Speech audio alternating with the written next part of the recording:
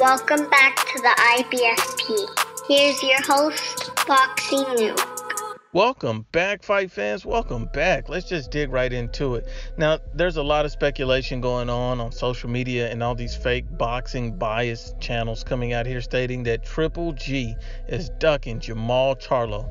And I'm just going to set the record straight. Don't matter if you like it or not. I just can't be biased. Triple G is not ducking Jermall Charlo. And let's just dig into it. Now, these are quotes and excerpts that I'm going to get from BoxingScene.com. Basically, Tom Loeffler, Triple G's promoter, has basically did an interview with these guys, basically stating that the Charlo fight won't happen.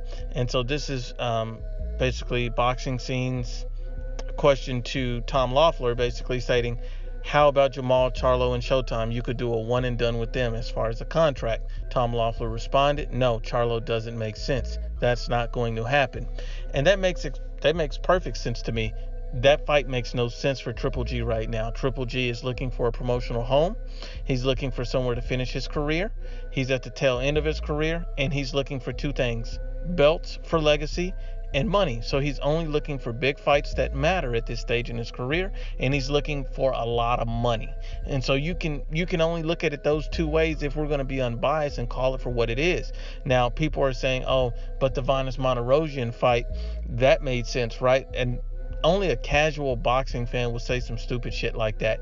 If you're a true boxing expert, someone that follows the game of the sport, or even just an intelligent casual, you can understand that the Vanes Monterosian fight was simply just a tune-up for Canelo. That's all it was. Why would I take any other fight when I don't have a fight with Canelo guaranteed? He does not have a fight with Canelo guaranteed. He did basically back then. We all knew that Triple G was going to fight Canelo in a rematch. That was the biggest fight out there for both of them. Who else would you take at that point?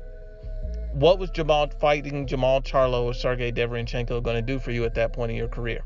Why take any fight that you see as any more than a tune-up if it's not for more money or for belts? And at that time, Sergey Deverenchenko and Jermall Charlo neither had a belt, and neither were big names for money, because at that point, Jermall Charlo had never headlined a card, and Sergey Deverenchenko had no belt and has no name. What's sad is, a lot of these fake boxing channels come out here, and you have all these fans brainwashing and thinking and believing this bullshit that Triple G's actually ducking Jermall Charlo. So when these fights finally do happen, or Jermall Charlo is finally facing a guy of higher level competition, they've already built in this lying narrative thinking that people are ducking him, and no one's ducking Jermall Charlo. No one has a reason to duck Jermall Charlo. Who is Jermall Charlo, and what has he done to be ducked? He has proven nothing in the middleweight division.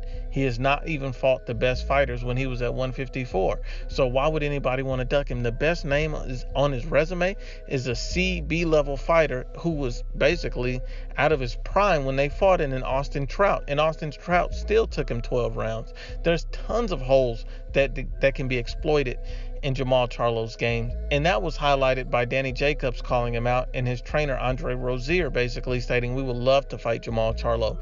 And Jermall Charlo responded to them with basically an emphatic, we're not trying to look for the Danny Jacobs fight right away. We can basically wait on that for a few years. I'm still young. That was essentially his reply. And then he comes out and states, oh, you drop your fight, I drop mine. What kind of sense would that make? Danny Jacobs is contractually obligated to fight someone, and he's literally a few weeks away from the fight, and why would he drop his fight for you? That makes absolutely no sense. No one does that. That makes no sense. You're not Canelo, you're not Triple G, you're not a big name. Why would Danny Jacobs do that? Makes no sense. This is what I mean why these guys try to control a narrative instead of being honest and real. And these fake boxing channels calling themselves new media are all biased and all full of the same bullshit. Let's just be 100% honest and unbiased about the situation. Triple G has no reason to duck Jermall Charlo. What world title does Jermall Charlo have currently? I'll wait. Thought so. What top A-level, elite level fighter has Jermall Charlo beaten? I'll wait. I thought so. This is what I mean when you expose these casuals and fanboys for who they really are. These guys claiming to be new media, they're worse than old media. These guys are so biased that it makes absolutely no sense to listen to them. It's essentially hot garbage. And these guys spread this bullshit narrative. And then you have all these fans and casuals, people who love boxing, who are coming into boxing. They're all misled. They don't understand what's going on. And they believe that these lying narratives are the truth. Triple G has no reason to duck a fighter who's never headlined a boxing card. Now think about this. What does Triple G get if he fights Jermall Charlo? What does he get? Does he get a world title? No. Does he get a massive payday? No.